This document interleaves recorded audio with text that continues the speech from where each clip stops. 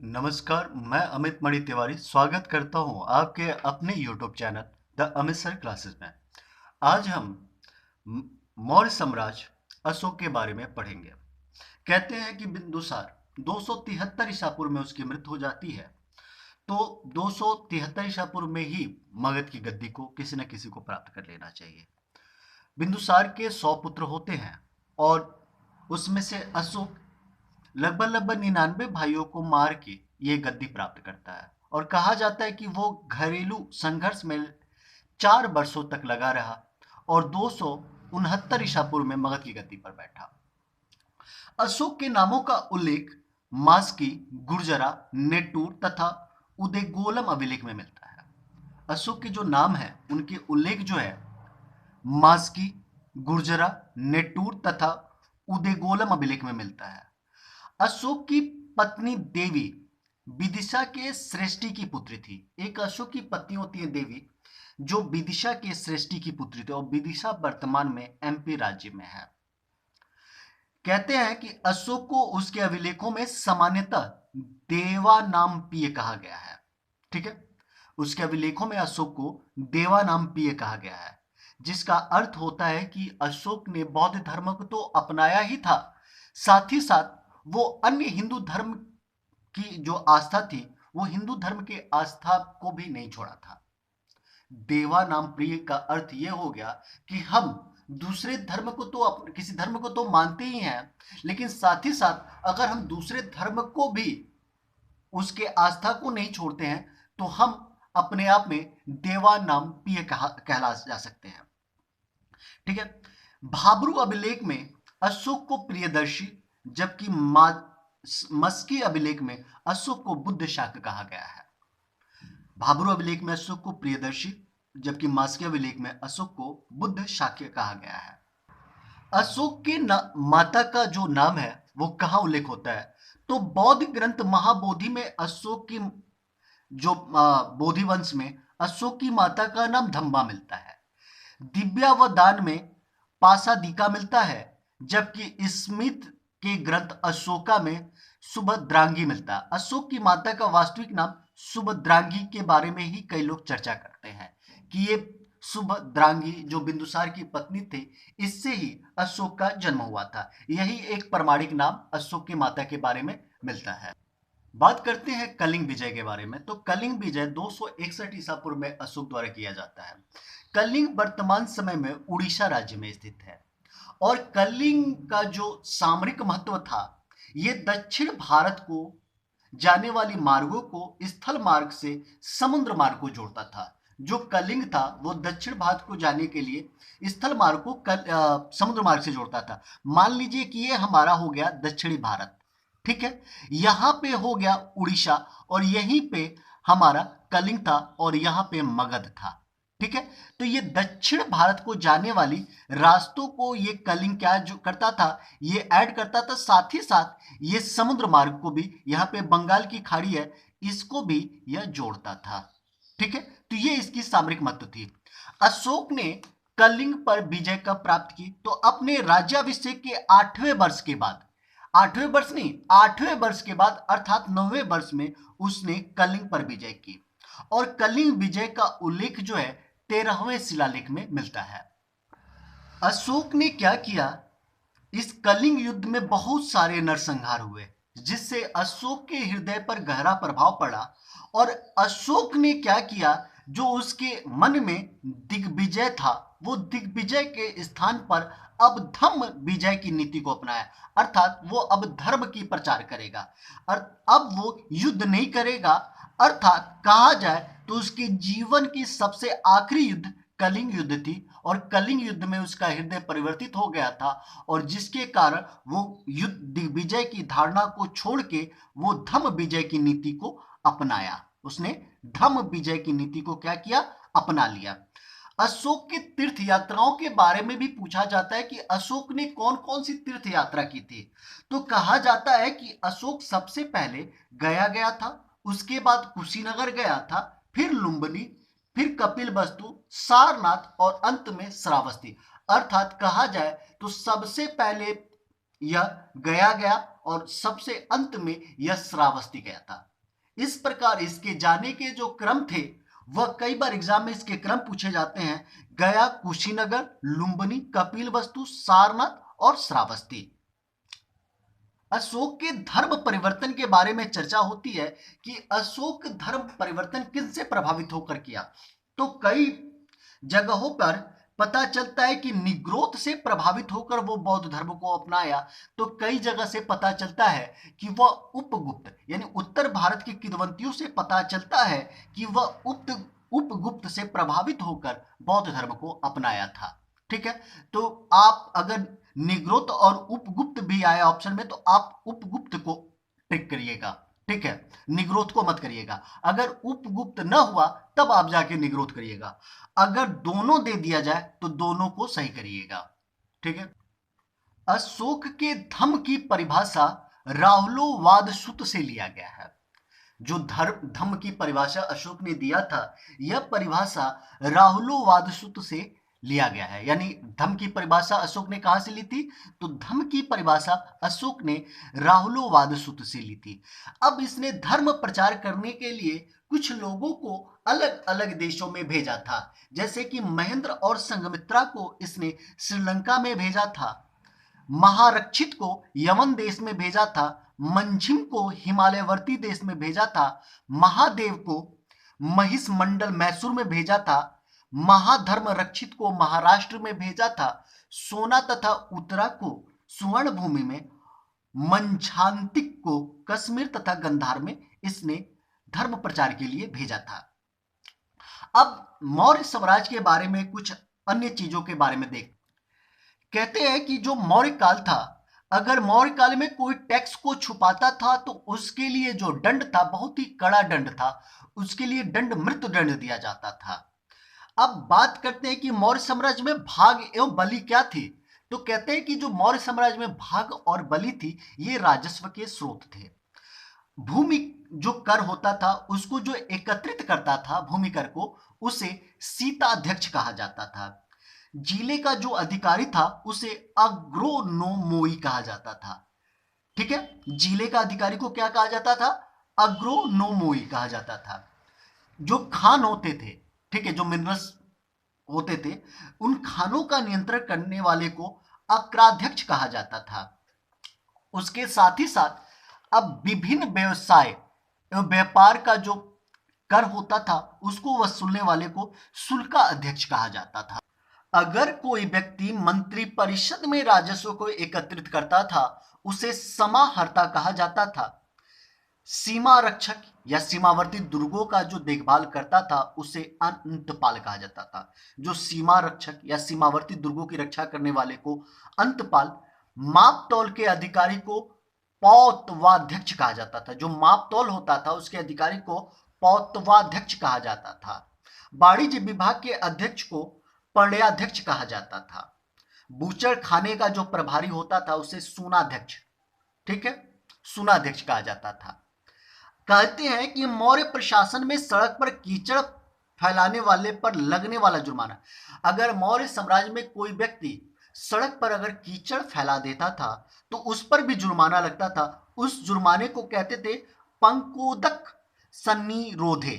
पंकोदक सन्निरोधे, ये जुर्माना लगता था किस पर? जो लोग सड़क पर कीचड़ फैलाते थे मौर्य साम्राज्य में। अब बात करते हैं मौर्य साम्राज्य में अशोककालीन प्रांत और उनकी राजधानी। अशोककालीन प्रांत के बारे में बात किया जाए तो एक है उत्तरापथ जिसकी राजधानी तक्षशिला थी, अवंती राष्ट्र उज्जैनी एमपी वाला, कलिंग प्रांत जिसको 261 ईसा पूर्व में जीता था तोसली, दक्षिणापथ सुवर्णगिरी, प्राची यानी मध्य देश जो जहां पे वो रहता था मगध यानी पाटलिपुत्र, ये इनकी राजधानियां थीं। उत्तरापथ, तक्षशिला, अवंती राष्ट्र, उज्जैनी, कलिंग प्रांत, तोसली, दक्षिणापथ, सुवर्णगिरी, प्राची, मध्य देश, पाटलिपुत्र। अशोक के कुछ अभिलेखों के बारे में बात होता है तो उसकी जो अभिलेख होती है वो ब्राह्मी, प्राकृत और ब्राह्मी लिपि में होती है। पूर्णतः प्राकृत और ब्राह्मी लिपि में होती है। लेकिन कहा जाता है शाहबाजगढ़ी और मानसेहरा ये दोनों अभिलेख पाकिस्तान में प्राप्त होते हैं। शाहबाजगढ़ी तथा मानसेहरा पाकिस्तान में, और ये दोनों लिपि खरोष्टी लिपि में, दोनों अभिलेख खरोष्टी लिपि में प्राप्त होते हैं। कहा जाता है, कई बार प्रश्न आता है कि खरोष्टी लिपि किस प्रकार की लिपि है, तो कहते हैं कि दाएं से बाएं, यानी मैं इधर से अगर इधर लिखते हुए जाऊं तो ये कौन सी लिपि कहलाएगी? खरोष्टी लिपि कहलाएगी। अब एक अभिलेख आता है इनका, रूमिनदेई अभिलेख। अब रूमिनदेई अभिलेख के बारे में कहा जाता है कि यह अभिलेख जब यह अपने राज्याभिषेक के 20वें वर्ष में लुम्बिनी की यात्रा किए थे और लुम्बिनी की यात्रा करके वहां के भू राजस्व को 1/6 से घटाकर 1/8 कर दिए थे, उसी की जानकारी रूमिनदेई अभिलेख में मिलती है। अर्थात रूमिनदेई जो अभिलेख है यह लुम्बिनी में स्थित है। कहते हैं कि रूमिनदेई जो अभिलेख है यह सबसे छोटा अभिलेख है, ठीक है, और आर्थिक विषयों के बारे में जानकारी देती है। यह पहला अभिलेख है, रूमिनदेई पहला अभिलेख है जिसमें आर्थिक विषयों की जानकारी मिलती है, जबकि अन्य जितने भी अभिलेख हैं उन सारे अभिलेख में प्रशासनिक विषय के बारे में जानकारी मिलती है। अर्थात शाहबाजगढ़ी और मानसेहरा या अन्य प्रकार की जो अभिलेख है उन सारे में प्रशासनिक विषय के बारे में जानकारी मिलती है। रूमिनदेई अभिलेख अगर लुम्बिनी के बारे में है, लुम्बिनी से है, तो ये कहीं ना कहीं बुद्ध के जन्म के बारे में भी विवरण बताता है। अर्थात बुद्ध के जन्म के स्थान के बारे में रूमिनदेई अभिलेख वर्णन करता है। अब रूमिनदेई अभिलेख के बारे में आते हैं कौशाम्बी या प्रयाग स्तंभ अभिलेख। ये कहते हैं कि इसे रानी अभिलेख के बारे में भी जाना जाता है, जो इलाहाबाद में स्थित है। कौशाम्बी या प्रयाग स्तंभ अभिलेख रानी अभिलेख के नाम से, क्योंकि अशोक की जो रानी थी कारुवाकी, उन्होंने दान दिए, उनके दान दिए जाने का जो वर्णन है ये कौशाम्बी अर्थात प्रयाग स्तंभ अभिलेख में उसका वर्णन मिलता है। अब एक अभिलेख है भाबरू अभिलेख। यह भाबरू अभिलेख अर्थात बैराट अर्थात राजस्थान से प्राप्त हुआ है। इस अभिलेख में अशोक ने स्वयं को मगध का सम्राट बताया है। भाबरू अभिलेख जो राजस्थान के बैराट से प्राप्त होता है, इस अभिलेख में अशोक ने स्वयं को मगध का सम्राट बताया है। एक आता है कालसी अभिलेख। कालसी अभिलेख उत्तराखंड के देहरादून में स्थित है। फिर आता है सारनाथ, जहां पे बुद्ध ने अपने क्या किया था, प्रवचन दिया था, जिसे धर्मचक्र प्रवर्तन कहते हैं। इसका निर्माण अशोक ने कराया था और इसके शीर्ष पर सिंह की आकृति है, ठीक है। फिर आते हैं सांची स्तूप, जो है इसका निर्माण अशोक ने कराया था। यह मध्य प्रदेश के रायसेन जिले में स्थित है और कहते हैं कि सांची स्तूप सर्वश्रेष्ठ स्तूपों में से एक है। अब एक आता है लौरिया नंदनगढ़।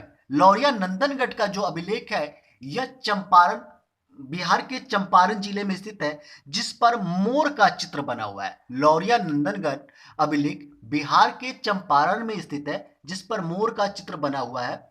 शेर ए कूना यह कंधार में स्थित है, जो ग्रीक और अमराइक भाषा में। शेर ए कूना जो अभिलेख है यह गंधार में स्थित है और जिस पर ग्रीक और अमराइक भाषा की क्या मिलती है, छाप मिलती है। अब कुछ स्थान है उनके स्मारक हैं कि वहां पे कौन कौन से स्मारक पाए जाते हैं। तो कौशाम्बी में घोषित राम मठ पाया जाता है। कौशाम्बी में घोषित राम मठ, ठीक है। कुशीनगर में रानाभर स्तूप पाया जाता है। सारनाथ में धमेक स्तूप पाया जाता है और श्रावस्ती में सहेत महेत पाया जाता है। अशोक के अभिलेखों के बारे में बात करें तो इसको 3 भागों में विभाजित किया गया है, शिलालेख, स्तंभलेख और गुहालेख। कितने भागों में विभाजित किया गया है? 3 भागों में, शिलालेख, स्तंभलेख और गुहालेख। इनकी भाषा जो है अभिलेखों की प्राकृतिक और ब्राह्मी, अधिकतर लेखों की जो भाषा है अभिलेखों की प्राकृतिक और ब्राह्मी भाषा है, जो कि 8 स्थानों से प्राप्त हुए हैं और इनमें 14 लेखों का समूह है। ये जो अभिलेख हैं, 3 अभिलेख हैं, शिलालेख, स्तंभलेख, गुहालेख, इसकी जो लिपि है प्राकृतिक अर्थात ब्राह्मी लिपि है, ये 8 स्थानों से प्राप्त हुए हैं और जिसमें 14 क्या है, लेखों के ये समूह है। 8 स्थानों से प्राप्त ये अभिलेख, इनमें 14 लेखों का समूह है। अब प्रथम लेख में क्या कहा जाता है? प्रथम लेख में कहा जाता है कि जीवों की हत्या का निषेध कर दिया गया है, अर्थात अब कोई जीवों की हत्या नहीं करेगा। दूसरे लेख में कहा जाता है कि मनुष्य और पशुओं की चिकित्सा की बात की गई है। साथ ही साथ कहा जाता है कि अब भारत, अशोक के बारे में, कि अब भारत का प्रथम अस्पताल और औषधि बाग निर्माण कराने वाला शासक है। अर्थात भारत का प्रथम अस्पताल और औषधि बाग निर्माण कराने वाला जो शासक है वो अशोक है। दूसरे और 13वें लेख में दक्षिण भारत के कुछ क्षेत्रों के बारे में उल्लेख है, दूसरे और 13वें में, जिसके बारे में कहा जाता है कि ये अशोक के साम्राज्य में नहीं थे। तो वो कौन कौन से थे? चोल, पांड्य, सतीपुत्र, केरलपुत्र एवं ताम्रपणी अर्थात श्रीलंका। ये कहते हैं कि यह जो क्षेत्र थे यह अशोक के साम्राज्य में नहीं थे, और इनका उल्लेख दूसरे और 13वें अर्थात कलिंग जो युद्ध हुआ था उसमें भी दक्षिण भारत के सीमावर्ती देशों का उल्लेख था, वहां पे इनका उल्लेख मिलता है। अर्थात दूसरे और 13वें उल्लेख में कुछ दक्षिण भारत के राज्यों का उल्लेख मिलता है जो अशोक के साम्राज्य में नहीं थे। अब देखिए तीसरे में कहा जाता है कि अशोक राजकीय अधिकारियों युक्त रज्जुक और प्रादेशिक को हर 5वें वर्ष दौरा करने का आदेश देगा। चौथे में कहता है कि इसने भेरी घोष जो युद्ध था उसकी जगह पर इसने धम्म घोष की घोषणा की, यानी अर्थात भेरी घोष की जगह पर इसने धम्म घोष की घोषणा की। 5वें में मौर्यकालीन समाज और वर्ण व्यवस्था का उल्लेख है, अर्थात इसमें इसने धम्म महापात्रों की नियुक्ति की थी जिसकी जानकारी मिलती है। 6ठे अभिलेख में आत्म नियंत्रण की शिक्षा की बात की गई। 7वें अभिलेख में कहा गया कि सभी संप्रदाय के लिए सहिष्णुता की बात की गई है। 8वें में अशोक के तीर्थ यात्राओं का वर्णन किया गया है। 9वां अभिलेख सच्ची भेंट व शिष्टाचार के साथ साथ धम्म समारोह की चर्चा करता है। 10वां अशोक ने आदेश दिया कि राजा तथा उच्च अधिकारी हमेशा प्रजा की हित में सोचे। 11वां धम्म की व्याख्या करता है। 12वां स्त्री महापात्रों की चर्चा करता है कि जो सबसे इंपॉर्टेंट, देखिए पहला, दूसरा, तीसरा, 12वां, 13वां, ये सबसे इंपॉर्टेंट है, इसको याद कर लीजिएगा। पहला, दूसरा, तीसरा, 12वां और 13वां। अब आते हैं, बात करते हैं 13वां। इसमें कलिंग युद्ध का वर्णन है, और 14वें में अशोक ने जनता को धार्मिक जीवन बिताने के लिए प्रेरित किया था। अशोक की मृत्यु के बारे में बात करें तो अशोक की मृत्यु 232 ईसा पूर्व में हो जाता है। इसके पुत्रों की बात करें तो लघु स्तंभ में तीवर का उल्लेख मिलता है, जबकि पुराणों में इसके पुत्र दशरथ का उल्लेख मिलता है। कहते हैं कि दशरथ ने 8 वर्षों तक शासन किया था और यह भी अशोक की भांति देवा नाम प्रिय की उपाधि धारण किया था। अर्थात अशोक और दशरथ दोनों लोगों ने देवा नाम प्रिय की उपाधि को धारण किया था। ठीक है, इसने जो दशरथ था ये क्या कार्य किया था? तो इसने गया में नागार्जुन पहाड़ी पर आजीवक संप्रदाय के साधुओं को रहने के लिए 3 गुफाएं बनवाई थी। दशरथ ने गया में नागार्जुन पहाड़ी पर आजीवक संप्रदाय के रहने के लिए 3 गुफाओं का निर्माण करा। अब अंतिम शासक जो था वह बृहदत्त था, जिसकी हत्या 185 ईसा पूर्व में पुष्यमित्र शुंग ने करके शुंग वंश की स्थापना की थी। तो आज के मौर्य साम्राज्य के बारे में जो भी स्टडी था हमने कर लिया। आप लाइक, शेयर और सब्सक्राइब करते जाइए। धन्यवाद।